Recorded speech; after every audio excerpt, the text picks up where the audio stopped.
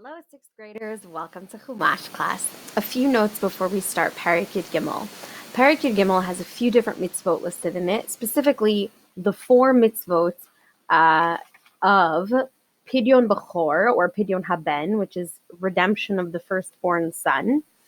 The mitzvah of V'higata Levincha, that you should tell your children about Pesach night, which includes all the text that we say to the four sons at the Seder. The mitzvah of tefillin, and the mitzvah of observing Pesach. We are only going to focus on two of those this week. So if it feels like we're sort of jumping around and skipping psukim, that's because we are. For today, you had prepared psukim Gimel through Zion, and that started on page 8 of your packets. Let's take a look at it together. This is the mitzvah of Pesach. Now, normally when you think of Pesach, you normally think of what? Eating matzah. But actually, there's a second mitzvah. So let's look at these psukim together. Follow along, please. Pasuk Gimel. Vayomer Moshe el ha'am. Moshe said to the nation, Zachor et hayom. Remember the day. So you've got a little guy remembering something. Remember the day that Asher yatzatem miMitzrayim mibeit avadim. Remember the day that you left Egypt from the house of slavery. Ki bechozek yad, because with a strong mighty hand, hotzi Hashem etchem mizeh. God took you out from here with a strong and mighty hand. V'lo ye'achel chametz, and you should not eat chametz, leavened bread that has had time to rise.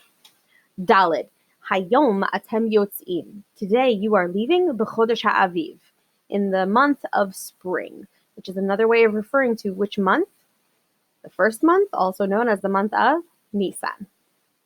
Hey, v'haya, and it will be ki yiviacha Hashem el eretz haKnani v'hachiti v'ha'emori v'hachivi v'hayevusi.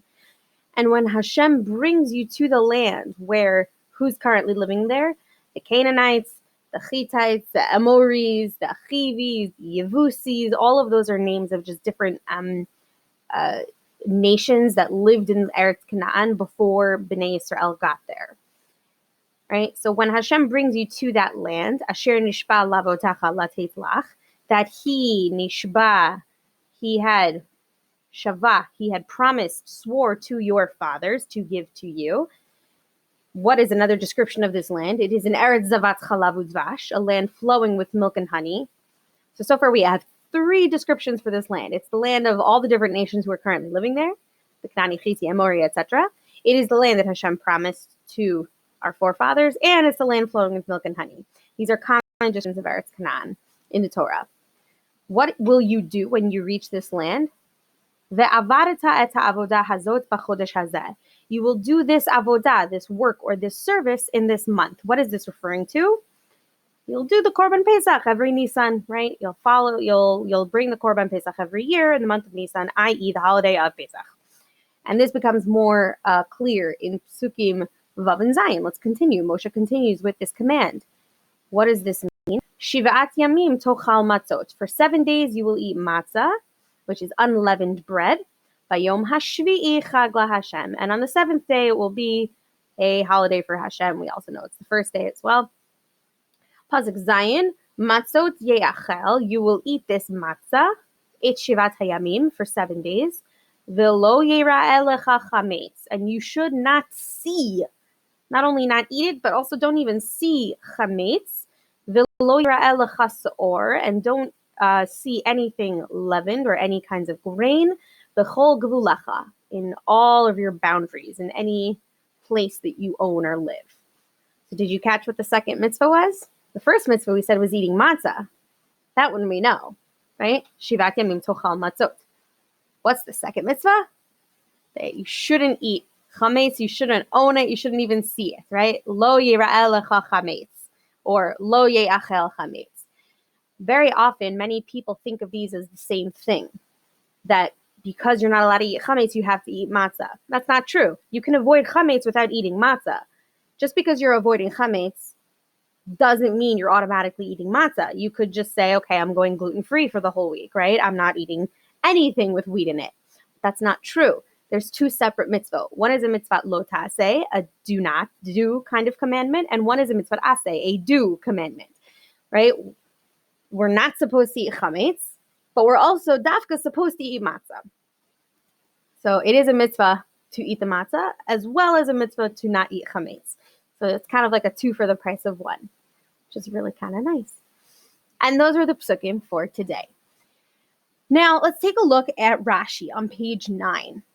Rashi looks at pasuk Dalet again, where Moshe is telling Bnei Yisrael, you are leaving in the month of Aviv. Okay. What's your question there? What's Rashi's question? Like, duh, they're leaving in the month of spring. They know it's spring. They know it's Nisan, or what will be named Nisan. Like, why is Moshe making such a big stink to tell them that they're leaving in the Chodesh HaAviv? Rashi asks that question very clearly. V'chi lo hayu yodin be'eze chodesh yatzu? Did they not know which month it was when they left? Like, why is Moshe mentioning it's the month of spring? The Torah doesn't have any extra words in it. What lesson are we trying to learn by having this said so clearly to them? Ela kach amar lahem. Rather, this was the message to them. This is what Moshe was trying to get across to them. Ru'u chesed shegmalchem. Look at the kindness Hashem is doing for you. Shehotzi etchem b'chodesh. That He is taking you out in a month. Shehu kasher latzeit. That is kosher to go out. Kosher here doesn't mean like kosher as in it's not pig. It means it's right, it's fitting, it's appropriate. Hashem took you out in a month that was most appropriate to leave, that was most right and fitting to leave. What month is that?